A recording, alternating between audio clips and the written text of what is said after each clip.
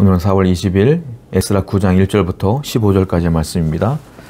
1절 말씀하고 2절 말씀 한번 읽어볼게요.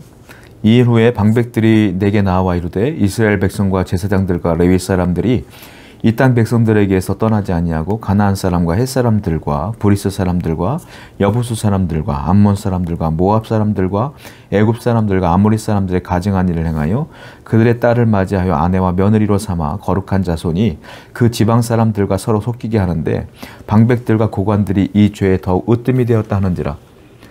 예루살렘에 도착한 지 얼마 안 됐습니다. 하나님께 감사하며 예배한 지가 얼마 안 됐어요. 시기적으로 볼 때 약 4개월 정도가 흐른 뒤였던 것 같아요. 1년도 채 안 된 거죠. 6개월도 채 안 된 거예요.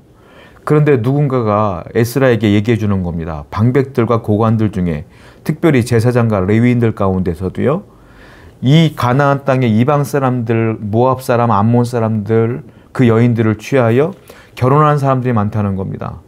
며느리로 삼는 사람도 있다는 거예요. 그러니까 그 피가 섞이게 되는 거예요. 하나님은 분명히 이방 사람들과 혼인하지 말라고 성경에 써 있음에도 불구하고 그런 일들이 비일비재하게 되었다라는 소식을 에스라가 듣게 된 거예요. 자, 1절 보니까 뭐라고 했습니까? 이 일 후에 바로예요. 도착하여 예배한 후에 이 일 후에 이런 일이 벌어진 것이다 라는 거예요. 얼마 되지도 않았어요. 그 놀라운 건 에스라가 충격받은 건 제사장들도 그런다는 거예요.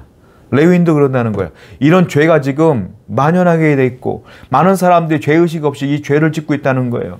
에스라는 충격을 받습니다. 왜냐하면 본인의 조상들이 하나님께 이렇게 말씀을 듣지 아니하고 이방 사람과 통혼하여 하나님을 떠난 그 결과 때문에 망한 거를 알고 있거든요.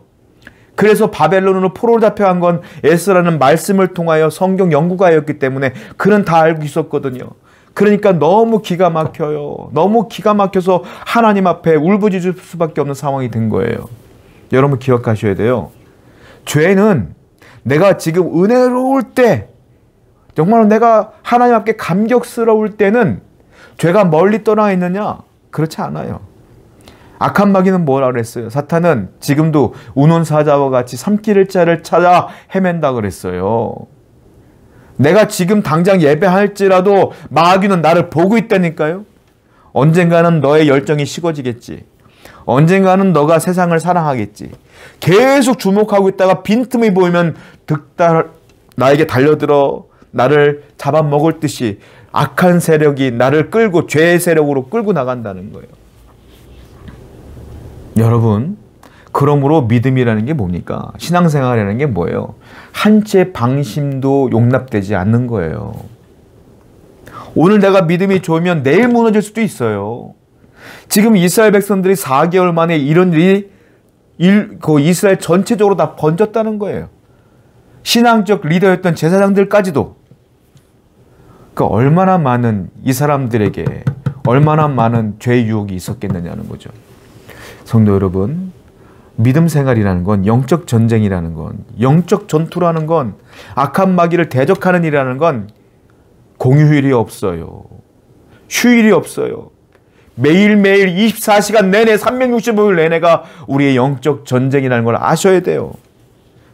그러니까 항상 뭘 해야 될까요? 왜 목사님들이 맨날 말하는 게 있잖아. 매일 성경을 읽으십시오. 매일 기도하십시오. 왜 그래요? 마귀는 하루 쉬었다가 이틀째 동국하지 않아. 매일매일 공격하거든요, 여러분들을. 오늘도 이 말씀을 듣고 성경을 읽으시고 또 기도하시고 내일도 또 기도하시고 또 성경 읽으시고 계속 말씀 가운데 믿음 가운데 나가셔야만 무엇이 진리인지 무엇이 악인지를 구분해야만 하나님의 은혜 가운데 살 수가 있기 때문에 그렇습니다. 오늘도 승리하시는 여러분 되기를 축원드려요. 3절과 4절입니다. 내가 이 일을 듣고 속옷과 겉옷을 찢고 머리털과 수염을 뜯으며 기가 막혀 앉아 있으니 이에 이스라엘의 하나님의 말씀을 말미암아 떠는 자가 사로잡혔던 이 사람들의 죄 때문에 다 내게로 모여오더라. 내가 저녁 제사 드릴 때까지 기가 막혀 앉았더니, 자, 여기 보게 되면 에스라가 이 얘기를 듣자마자 뭐 합니까? 3절에 보니까 속옷을 뜯어요. 겉옷을 찢어버려. 그리고 자기 머리털과 수염을 막 뜯어. 그러면서 막 울부짖으며 앉아있는 거예요, 에스라가. 성격 보통 아니죠? 자기 머리카락 뜯고 옷도 막 찢고. 이건 뭐냐면 분노의 표시예요.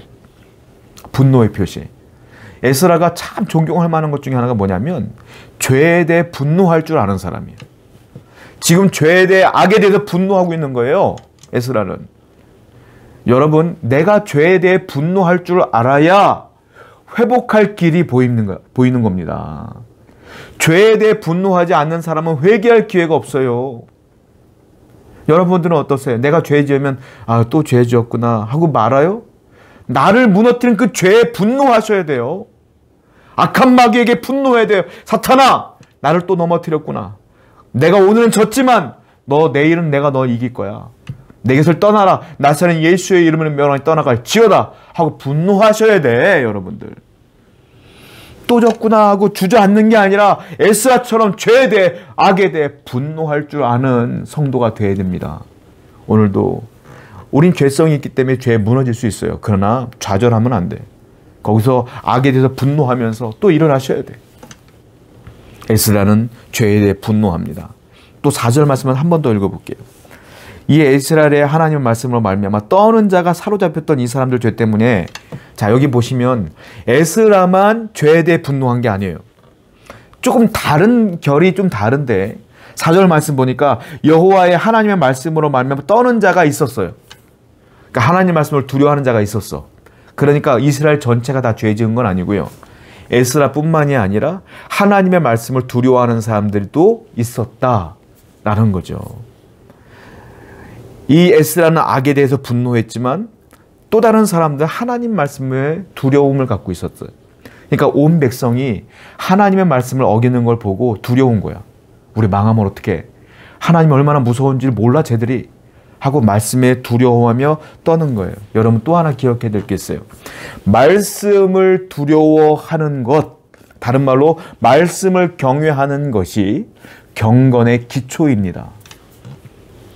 여러분들이 하나님의 말씀을 귀하게 여기며 두려워할 줄 알아야 여러분들이 거룩하게 살 수 있는 자가 되는 거예요. 즉 경건함의 기초는 말씀을 두려워하는 것이다 라는 거예요. 그런데 말씀을 우습게 여기고 읽지도 않고 이런 사람들은 경건할 수가 없어. 이 사람들은 지금 앞에 말한 것처럼 통혼하며 죄 지으며 살 수밖에 없는 사람들인 거야. 여러분 경건하시기를 바랍니다. 여호와의 말씀을 두려워하며 하나님을 떠나는 것을 두려워할 줄 아는 하나님의 백성 되기를 축원드립니다. 5절부터 말씀 볼게요. 저녁 제사 드릴 때 내가 근심 중에 일어나서 속옷과 겉옷을 찢은 채 무릎을 꿇고 나의 하나님 여호와를 향하여 손을 들고 말하기를 나의 하나님이여 내가 부끄럽게 낯이 뜨거워서 감히 나의 하나님을 향하여 얼굴을 들지 못하오니 이는 우리 죄악이 많아 정수에 넘치고 우리 허물이 커서 하늘에 미침이니이다. 자 지금부터요 6절부터 보면은 우리란 단어가 계속 나옵니다. 언제까지? 마지막 14절까지 보면 우리 에스라가 지금 하나님께 기도하고 있는 거예요. 이제 회개하는 거예요. 그런데 하나님 저 백성이요 저 사람들이요 이렇게 말하지 않아요. 하나님 우리가 이렇게 얘기해요. 즉 에스라를 포함하고 아까 말씀을 두려워 떨었던 그 경건한 사람들도 포함하는 단어예요. 우리란 단어는. 우리란 단어를 쓰면서 계속 얘기해요. 몇 번이나 얘기하느냐면 14절까지 27번을 얘기하며 기도합니다. 그러니까 에스라는 저 사람들의 죄는 저 사람들 거, 나는 거룩하니까 상관없어 이런 주의가 아니라 우리 이스라엘이라고 하는 이 공동체 가운데 죄를 짓는 그 몇몇 사람들 때문에 그 죄가 오염되어 우리 공동체가 무너질 걸 염려하는 거예요. 그래서 동일시하면서 대신 회개하는 장면이 나와요. 모세가 이스라엘 백성들을 위해 대신 회개했던 것처럼 에스라도 대신 회개하는 거예요. 여러분 이게 중요한 건데요. 이게 무슨 뜻이냐면 공동체 개념이라는 거예요. 우리는 교회 내에서 누가 죄를 지면 아유 저 사람은 또 죄 졌구나. 저 사람은 망할 거야. 이렇게 하면 안 된다는 거예요. 그 사람이 우리 공동체 안에 있지 않습니까? 왜 우리가 그 사람들을 만났을까요? 그 사람들이 왜 우리 공동체 안에 들어왔을까요? 그건 서로를 위해 기도해주며 세워주라는 뜻이 아니겠어요? 그러므로 교회 공동체 안에 누군가가 연약해지면 죄를 지으면 하나님과 멀어지면 우리는 대신 내가 당하는 것처럼 내가 죄 짓는 것처럼 회개하며 이렇게 세워지는 그런 공동체가 되어야 된다라는 거예요.